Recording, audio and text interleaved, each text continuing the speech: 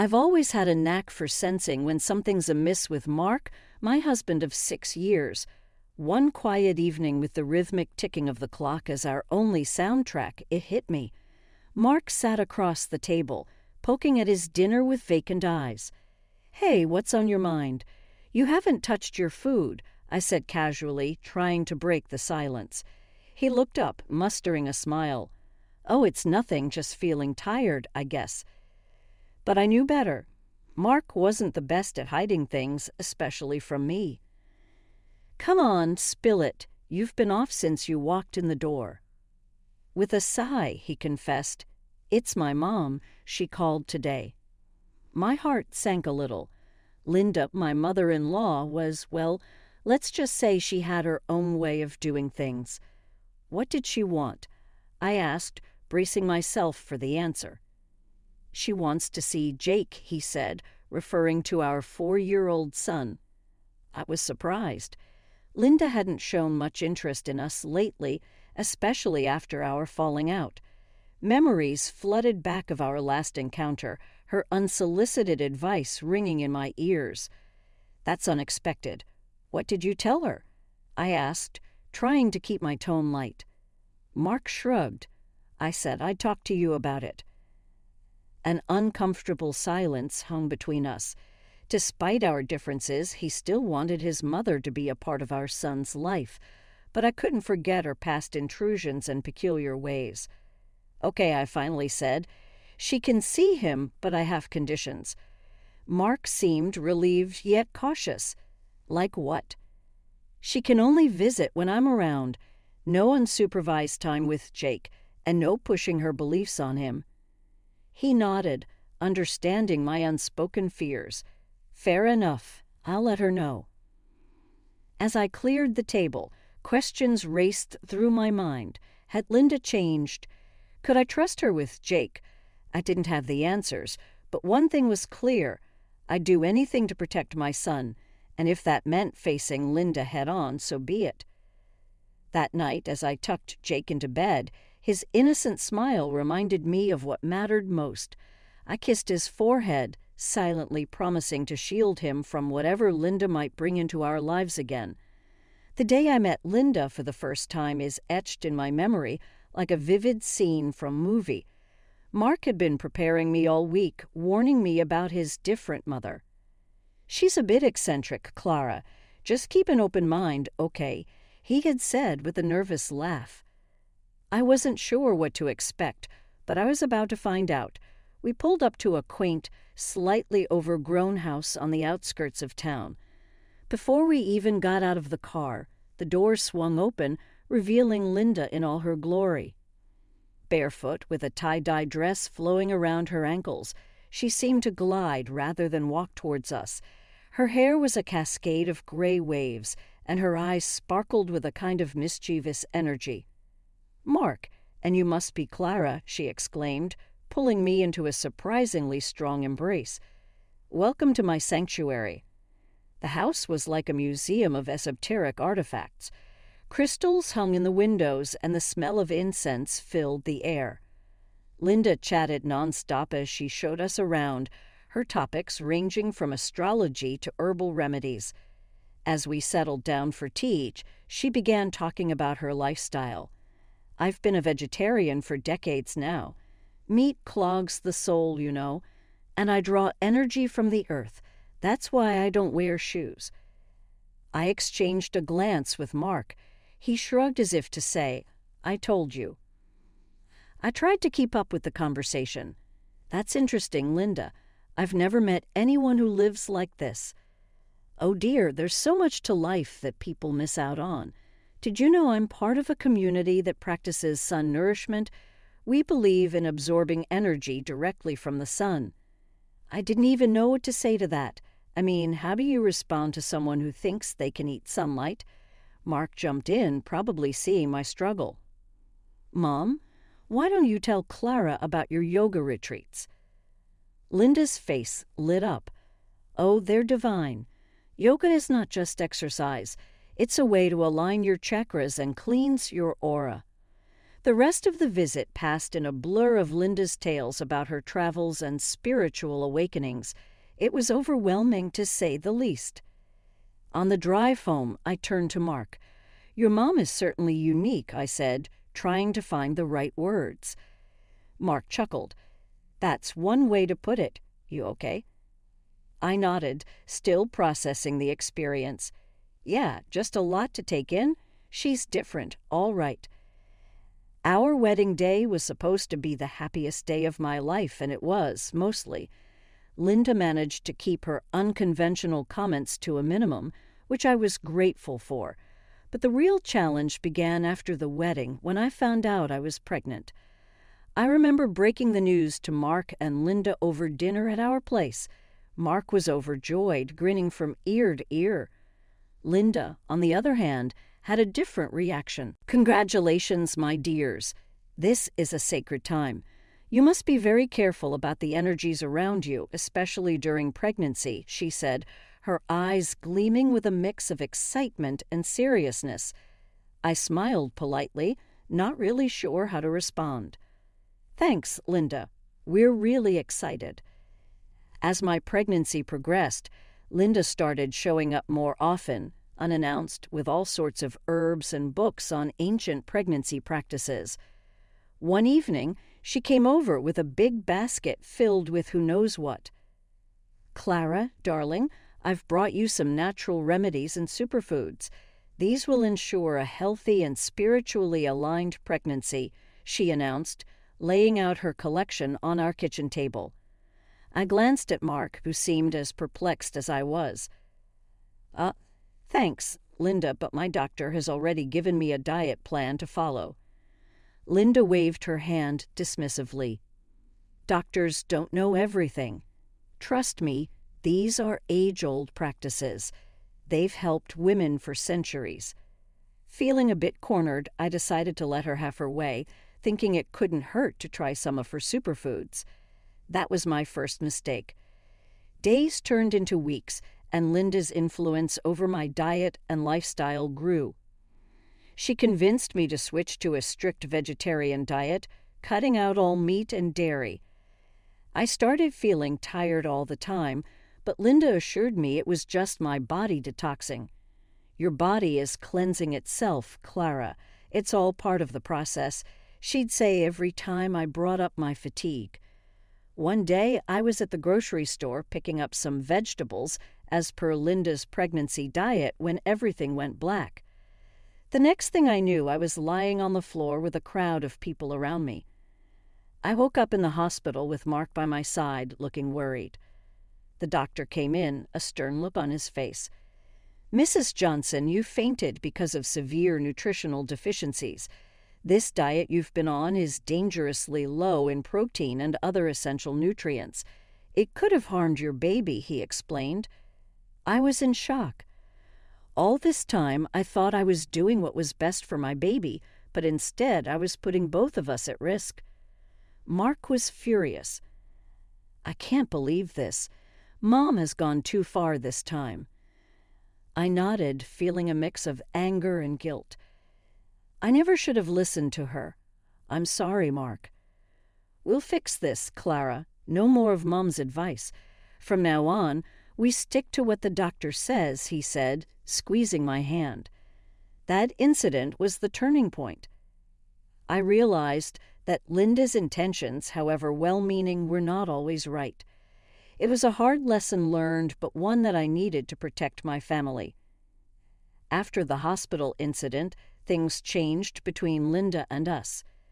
Mark and I decided it was best to limit her influence, especially regarding my health and our baby. But Linda, being who she was, didn't take this lightly. A few days after I was discharged from the hospital, Linda called. I braced myself as I answered the phone. "Clara, dear, how are you feeling?" Linda's voice was laced with concern, but I could sense the underlying tension. "I'm better, thanks.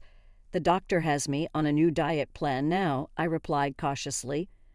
There was a pause on the other end. "I heard about what happened. I'm just so worried about you and the baby. You know, conventional medicine. doesn't always know best. I took a deep breath, trying to keep my voice steady.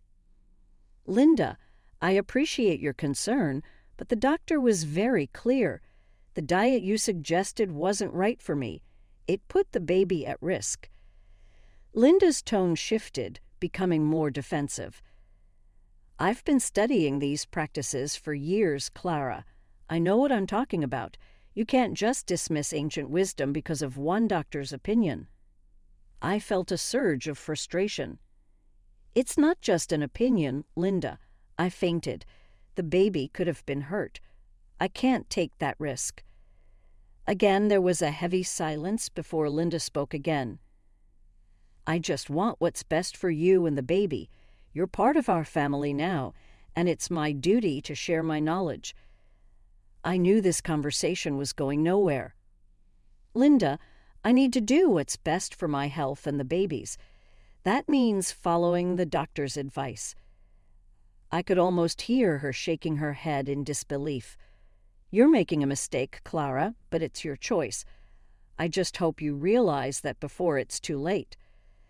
The call ended shortly after, leaving me feeling drained and uneasy. I knew Linda meant well in her own way, but her refusal to acknowledge the danger she had put us in was alarming. I looked over at Mark, who had been quietly listening. We're doing the right thing, right? I asked, needing his reassurance. He came over and hugged me. Absolutely. We have to put you and the baby first. Mom will just have to understand. The tension with Linda came to a head a few weeks later. She had been calling, leaving messages about various natural remedies and practices she thought we should consider for the baby. Mark and I had agreed to stand our ground, but facing Linda was easier said than done. One afternoon, Linda showed up unannounced. She had a bundle of herbs in her hand and a determined look in her eyes. I opened the door, my heart sinking. Clara, I've brought some herbal supplements for you. They're vital for the baby's development, she said, pushing past me into the house. I closed the door, taking a deep breath. Linda, we've talked about this. I'm following the doctor's advice now. I can't use those. Linda set the herbs on the table, her expression hardening. Clara, you're being closed-minded. These are ancient remedies proven to work for centuries. I could feel my frustration mounting. Linda, I appreciate your help, but what you suggested before was dangerous. I can't risk my baby's health. She turned to face me, her eyes narrowing. I'm here to help, but you're pushing away valuable knowledge. Do you really think you know better than the wisdom passed down through generations? As I entered the room, I could feel the tension thickening. Mom, please. We've made our decision. Clara's health and the baby's safety come first. Linda's eyes darted between us, a mix of anger and disbelief crossing her face. I can't believe you're choosing to disregard my advice. On your mother, Mark, and you, Clara, are carrying my grandchild. I tried to maintain a calm tone. Linda, it's not about ignoring you. It's about doing what's best for the baby, medically. Linda shook her head, her voice growing louder.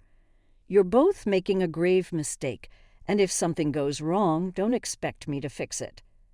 With that, she stormed out, leaving the herbs on the table. Mark and I exchanged a look, both of us drained. That could have gone better, he said, a sad note in his voice. Yeah, but we had to stand our ground, I replied, feeling a mix of guilt and relief. After that day, Linda stopped calling and visiting. It was a painful estrangement, but Mark and I knew we had made the right choice for our family's well-being. And now she has reappeared in our lives after several years of absence. What will happen next, I didn't know. The day Linda came to visit, I felt a mix of apprehension and hope. After Mark relayed her request to see Jake, our 4-year-old, I had agreed, setting my own terms. She could visit, but only in my presence. As she stepped into our home, I braced myself for what was to come. Hi, Linda. I greeted her cautiously, watching as her eyes instantly found Jake, who was playing on the living room rug. Linda smiled, a genuine warmth in her eyes I hadn't seen before. "Hello, Clara. And is this the young man I've heard so much about?" Jake looked up, curious but shy. "Hi," he mumbled, clutching his toy car. The visit started smoothly, with Linda making small talk and playing with Jake. She seemed different, more considerate, and less imposing than before. It was a relief, yet I couldn't shake off my guard completely. As we sat down for tea while Jake played nearby, Linda's conversation took a familiar turn, but with a new twist. "I've been exploring more into alternative medicine, Clara. It's fascinating how much we can heal naturally without any pills or chemicals." I tensed, memories of her past advice flooding back. "That's interesting, Linda, but I believe in a balance between natural remedies and conventional medicine." Linda nodded, but there was a hint of her old stubbornness in her voice. "I understand, but I've moved past conventional medicine entirely now. I've never felt better." I chose my words carefully. "It's great that it works for you, Linda, but for Jake, I prefer to stick to the advice of his pediatrician, especially when it comes to medications." Linda paused, her expression thoughtful but not argumentative. "I respect your decision, Clara. I just want what's best for Jake in my own way." The visit ended on a positive note, with Linda promising to return soon. After she left, I sat down, trying to process everything.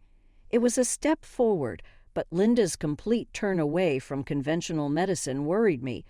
Could I really trust her to respect our choices for Jake's well-being? I shared my concerns with Mark that night.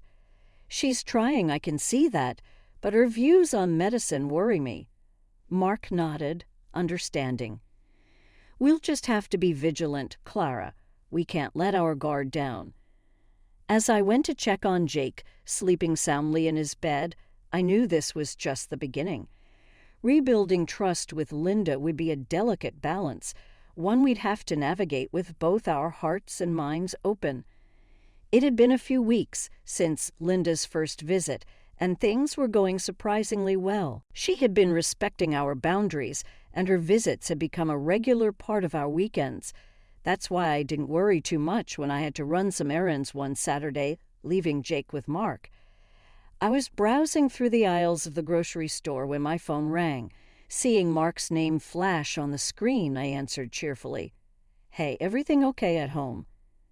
"Clara, I had to rush to work for an emergency. I left Jake with Mom." She insisted it was fine. Mark's voice was hurried and tense. My heart skipped a beat. "You left him with Linda alone?" I asked, trying to keep the panic out of my voice. I know, but I didn't have a choice. It was really urgent," he replied. I cut the call short, my mind racing. I abandoned my shopping cart and rushed to Linda's house. As I pulled into her driveway, I could feel the unease settling in my stomach. I knocked on the door, and Linda opened it, a forced smile on her face. "Hello, Clara. Jake's here. We've been having a lovely time." "Where is he, Linda?" I asked, stepping inside. "In the living room," she said, leading the way. I found Jake on the couch, his face red from crying, a makeshift bandage wrapped around his arm. My heart dropped. "Jake, sweetie, what happened?" I rushed to his side. He winced as I touched his arm.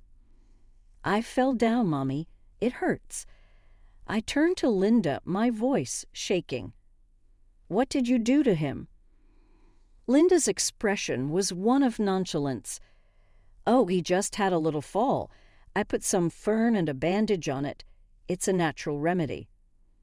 I couldn't believe what I was hearing. A natural remedy. "Linda, he needs a doctor. This could be serious." Linda shrugged. "He's fine, Clara. Kids fall all the time. He'll be okay." I didn't wait another second. Scooping Jake up in my arms, I headed straight to the car. Linda's protests fading behind me. At the hospital, the doctors confirmed my worst fear. Jake had a fractured arm. I sat there holding his hand while they put a proper cast on, fighting back tears of anger and guilt. Mark arrived soon after, his face a mask of worry and regret. "I'm so sorry, Clara. I should have never left him with her." We both knew that trust had been broken.